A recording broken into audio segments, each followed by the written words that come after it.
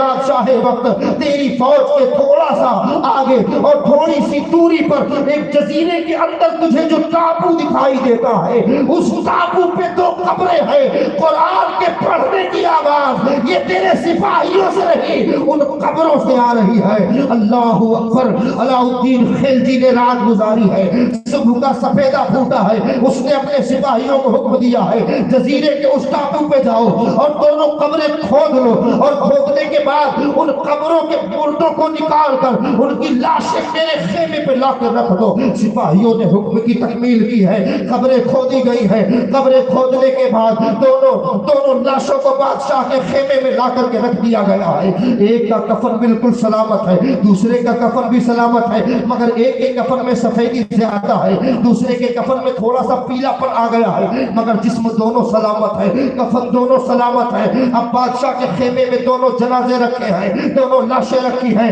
بادشاہ حیرت میں ہے، اور حیرت و استعجاب کے اسی تناظر میں وہ ان لاشوں کے قدموں کی طرف بیٹھا ہوا ہے اور سوچ رہا ہے، یا اللہ یہ کون ہے، ان کا تعلق کس قبیلے سے ہے، ان کا نام کیا ہے، یہ کتنے اچھے ہیں، ان کو یہ مرتبہ کہاں سے ملا ہے کہ مرنے کے بعد بھی قبر میں قرآن پڑھ رہے ہیں۔ اتنے میں پھر بادشاہ پر نیند کا خلبہ طاری ہوتا ہے، اور جیسے ہی اسے نیند آتی ہے وہ خواب دیکھتا ہے کہ وہ دونوں لاشوں کے اندر چھپے اور دونوں کفن کے اندر چھپے جوان کہہ رہے ہیں، اے بادشاہ وقت، اگر تیری حکومت کو تو بچانا چاہتا ہے، اگر تو اپنی خیریت چاہتا ہے، اگر تو تباہ و برباد نہیں ہونا چاہتا ہے، تو ہمیں جہاں سے اٹھا کر کے لایا ہے وہی ہمیں پہنچا دیا جائے، ہمیں تو نے جہاں سے نکلوایا ہے وہی رکھوا دیا جائے۔ اب علاء الدین خلجی کہتا ہے، آپ کو پریشان کرنا مقصد نہیں ہے، لیکن مجھے یہ بتایا جائے اس جزیرے میں قبر کے اندر آپ کو قرآن پڑھنے کی یہ برکت ملی کیسے؟ وہ دونوں کہتے ہیں،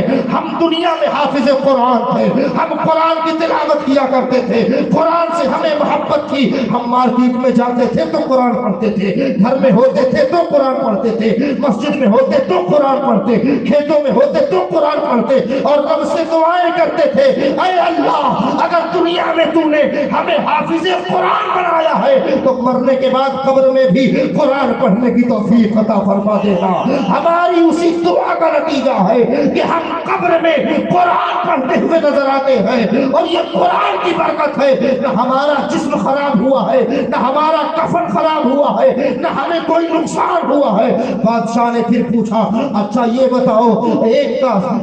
کا کفن بڑا سفید ہے اور دوسرے کا ہلکا سا پیلا ہو گیا ہے، اس کا راز کیا ہے؟ تو وہ کہتا ہے، جس کا کفن سفید تھا کہ شروع میں کبھی بے وضو قرآن نہ پڑھتا تھا اور یہ بے وضو پڑھ لیا کرتا تھا، اس لیے جو بے وضو نہ پڑھتا تھا اس کا کفن بھی سفید ہے، اور جو بے وضو پڑھ لیتا تھا اس کے کفن کی سفیدی میں کچھ کمی آ گئی ہے۔ تو آپ کا کیا خیال ہے، یہ بچے جو حافظ قرآن ہوئے ہیں دارالعلوم نوریہ میں، آٹھ حفاظ جو آپ کو دیے ہیں، انہوں نے اپنی دنیا بھی بنائی ہے، اپنی قبر بھی بنائی ہے، اور اپنی آخرت بھی بنائی ہے، اور اپنے ماں باپ کے لیے تاج زرعی کا اہتمام بھی کرتے ہیں۔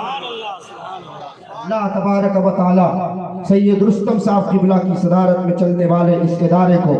ستنہ کے ان غیور مسلمانوں کو جو اس ادارے کو چلا رہے ہیں، وہ انتظامیہ ہو یا عام مسلمان ہو، جس طریقے سے آپ اس ادارے کی مدد کرتے ہیں اسی طریقے سے اس ادارے کی مدد کرتے رہیں۔ یہ جو آپ نے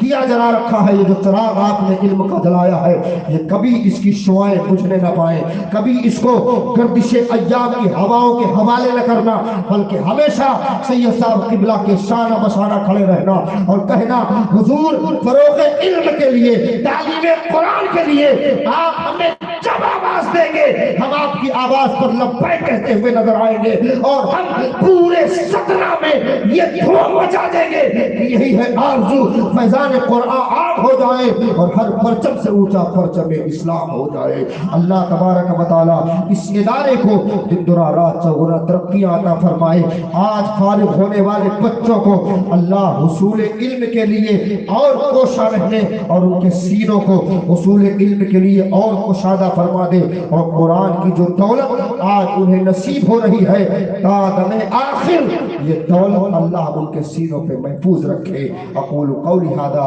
استغفر اللہ لی ولکم اجمعین، وآخر دعوانا الحمدللہ رب العالمین۔ السلام علیکم۔